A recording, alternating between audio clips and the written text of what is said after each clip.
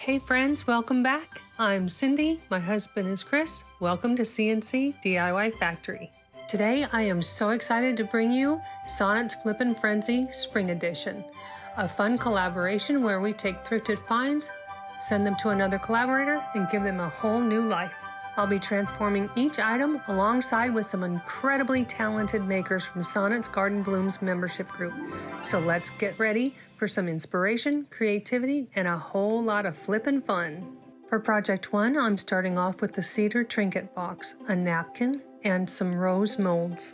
All of the thrifted items I am transforming today I received from Cindy Liss at Spark of Vintage. I'm going to give this trinket box one coat of a white chalk paint to cover up whatever was on the outside of this box.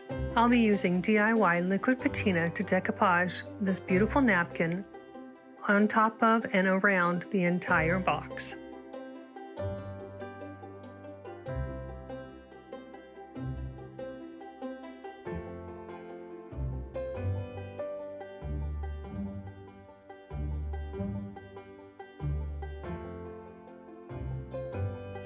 Once the decoupage medium is dry, I'm going to use my finger sander and very carefully sand around all of the edges to remove any excess napkin. After I decoupaged the napkin around the entire trinket box, I'm going to take my X-Acto knife and carefully cut along the seam where the lid meets the base. This will create a clean separation while maintaining the flow of the design.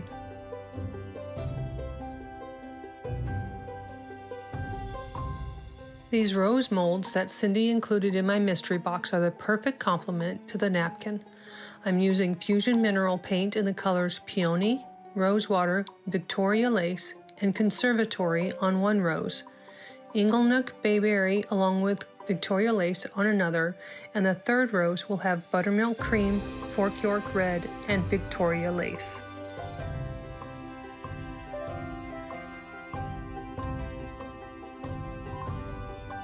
I'm using Type Bond Quick and Thick to adhere these rose molds to the top of the trinket box.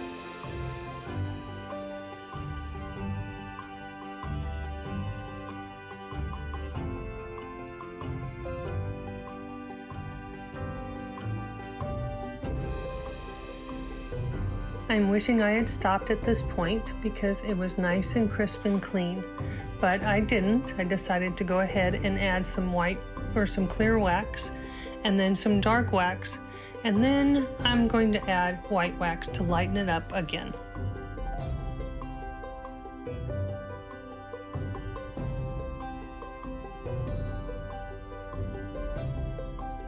And here's the finished project. Let me know, would you have stopped before adding the waxes, or do you like the way it turned out?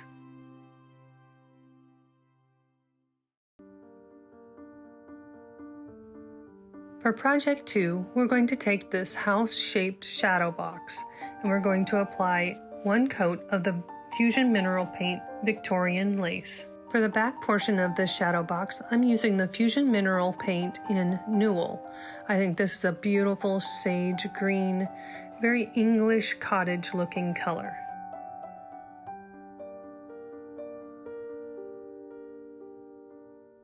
I envisioned this shadow box as a little English cottage, the entryway to an English cottage. So I'm going to create a cobblestone look around the outside edge and in the door stoop of this shadow box.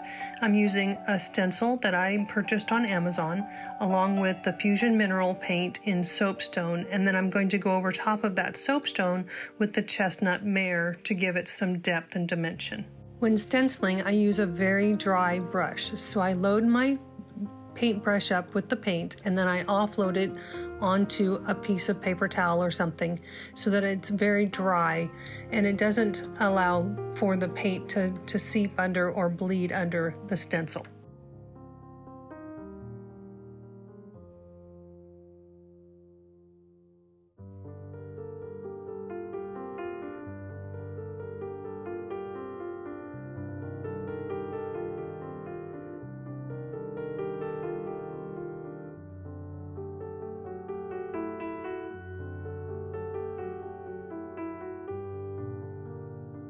For the rooftop, I'm using the Fusion Mineral Paint Algonquin. I'm using all Fusion Mineral Paints in this project so that I don't have to go back over the top and seal it with a top coat. For my English cottage, I want the rooftop to look like wood, or barn wood. So I'm going to use my Essential Stencil Background Textures stencil and my Woodwick by Fusion Mineral Paint, and I'm going to stencil on the wood grain.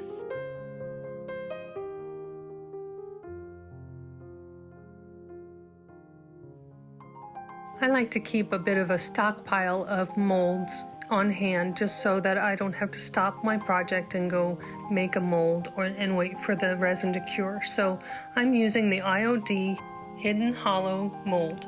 I'll paint the entire mold with the Fusion Mineral Paint Woodwick, and then I'm going to go back over and paint all of the little ivy that's growing up around the doorway with the Bayberry and Conservatory from Fusion Mineral Paint. I love the look of flowers growing up around a stone house, so I'm going to use the IOD Transfer Wilde Bloemen and add these flowers growing up and around the doorway of this English cottage.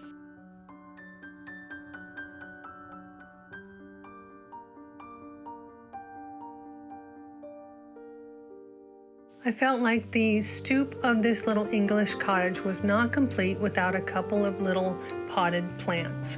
So I'm taking these two little beads that I have in my stash, and I'm going to paint them with the Soapstone by Fusion Mineral Paint, and then I'm going to go back over top of that with the DIY white wax to give it a concrete look. I'll use my Type Bond Quick and Thick to adhere the door into the shadow box.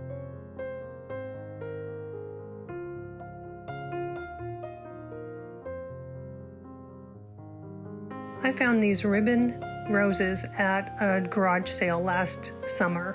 I think I bought a whole bunch of them for like $1, and I absolutely love the way that these look. So I'm going to take 3 of them, and I'm going to put them into each of the 2 beads to create the flower pots. The doorway looked a little flat, so I'm going to add a little bit of my Howard's Chalk Teak wax in dark to the grooves of the doorway just to bring out the wood grain. I'm also going to add some of that dark wax to the entire surface just to grunge it up a little bit and take that white down just a little bit. Sometimes it's the little things that just push the piece or the project over the top just a little bit, and this Pentart Moss Effect paste does that. I think that this is just a really nice addition to the corners of the stoop to give it a little more lifelikeness to it.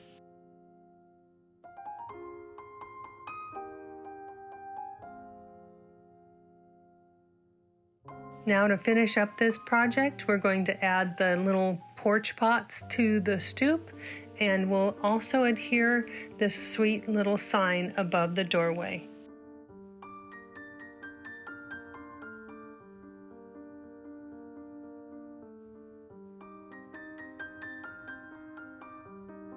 And our English cottage is complete. I think this turned out so sweet. Let me know what you think in the comments below.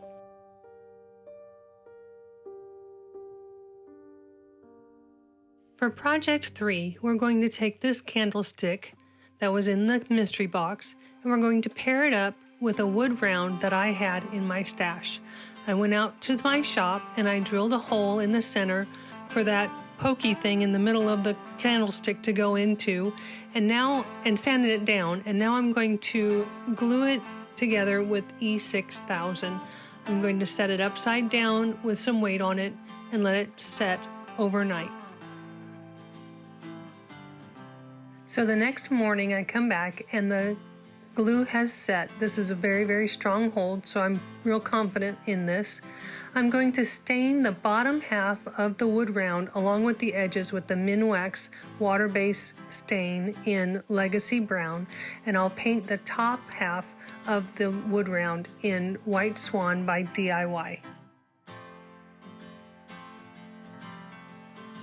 For For the candlestick portion, I'm going to paint 2 coats of the DIY aviary and let that dry thoroughly.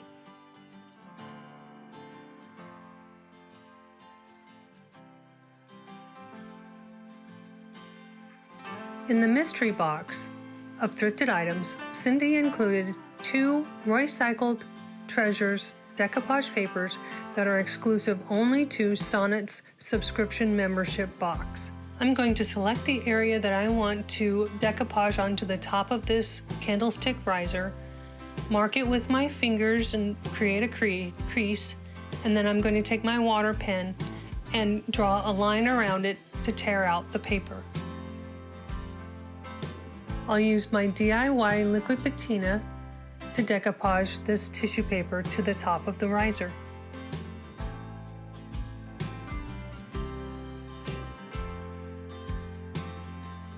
After it's completely dried, I'll take my finger sander and sand off the excess decoupage tissue paper. The DIY paint is clay based and it needs to be sealed, so I'm going to use my DIY clear wax and seal the aviary color.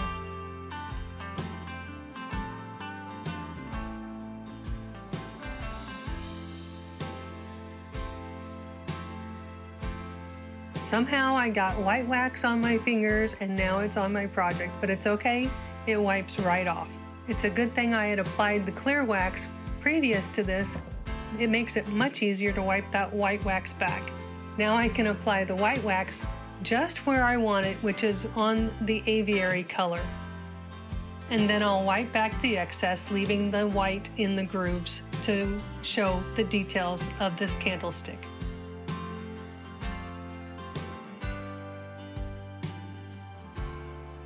To seal the top and give a high gloss, I'm going to use a mixture of the Deco Art Triple Thick and Dura Clear. And here is our finished candlestick riser. I think this just turned out beautiful. Please tell me what you think in the comments below.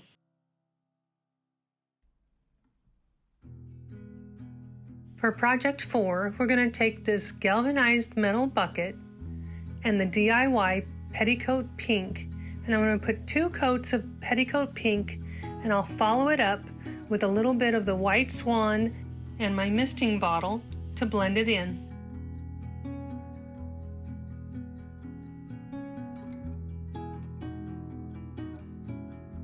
Once I have the petticoat pink and white swan blended to the way I like it, I'm going to take my Wise Owl varnish in matte and I'm going to seal the entire bucket.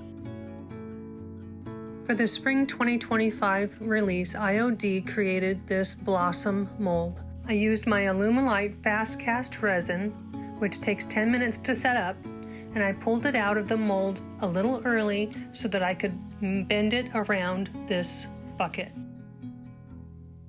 After the resin had cured in the curved position, I took it off of the bucket and now I'm going to paint it with DIY paints.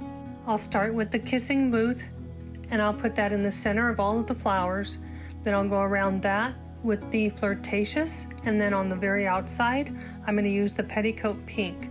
I'll use my misting bottle to mist the paint so it kind of melds and just softens the lines of the blending.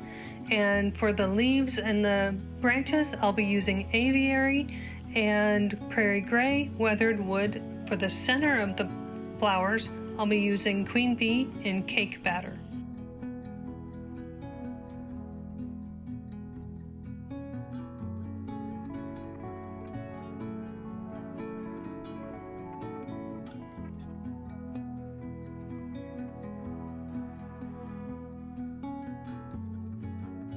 Once I have all of the flowers and the branches painted with the DIY, I will take the Wise Owl varnish in matte and seal all of them up. I'll use the Type Bond Quick and Thick to adhere all of the branches and the flowers to the bucket. Then I'll reattach the rope handles and this project will be done.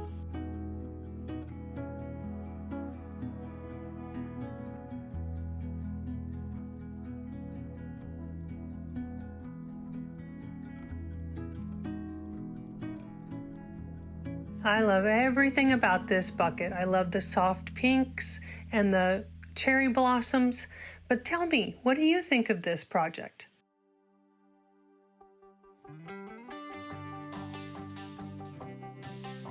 For project 5, we're going to work with this pig-shaped cutting board. I took this cutting board to the shop and I sanded it really well with 80 grit sandpaper to get that red paint. I don't know what kind of paint they used, but it would not come off. So I got as much off as I possibly could. And in true pig fashion, this cutting board was stinky. I guess the sanding just released all of the odors that were trapped inside of this wood. So I'm going to use the DIY Salvation Solutions in clear. This comes in 2 formulas, a white and a clear. The Salvation Solution will neutralize all of the odors and it will also keep any tannins from leaching through. Once the Salvation Solution has dried, I'm going to go over top of the entire pig cutting board with the DIY little black dress.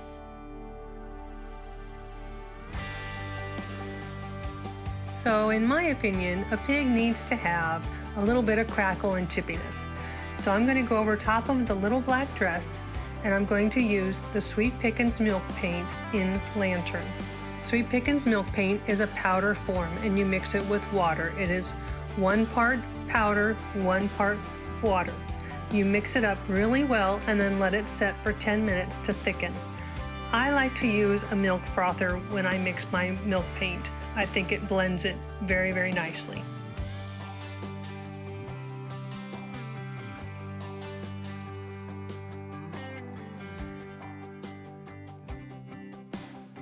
Once the milk paint has sat for 10 minutes, it should have a consistency somewhat close to a melted milkshake.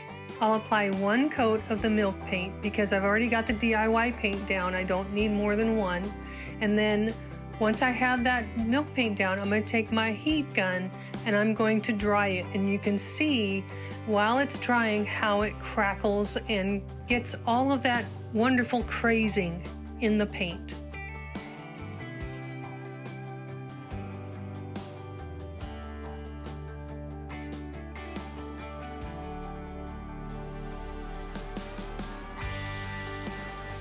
Milk paint smooths down beautifully with just a quick 220 sand grit over the top of it. Makes it just velvety soft. Some people like to go ahead and seal their milk paint before they add a transfer. I just wipe it down really, really well to make sure I have all of the sanding dust off.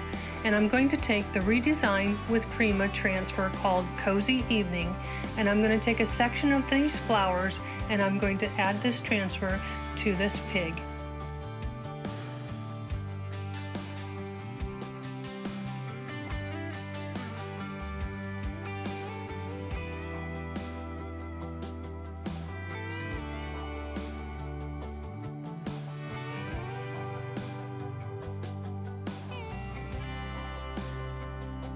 I don't want the transfer to look pristine and new, so I'm going to take my 220 sanding sponge and I'm just going to sand over the top of it real quick to give it a little bit of distress.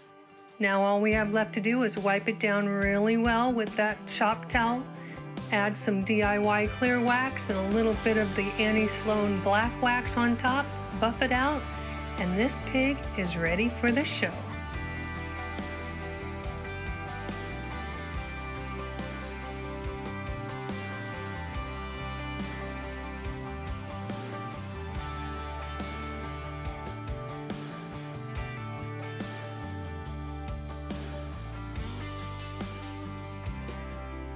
Isn't she lovely? I just love her. I think she turned out so wonderful. The crackling, the crazing is just perfect on her. I want to thank you all for joining me today. This was such a fun Flippin Frenzy collab. And there is a link in the description box of all of the collaborators on this Flippin Frenzy Spring Edition. I invite you to go follow them and see what wonderful projects they have flipped. Bye for now. Don't forget to like, subscribe, and hit that notification bell so you don't miss any future flips.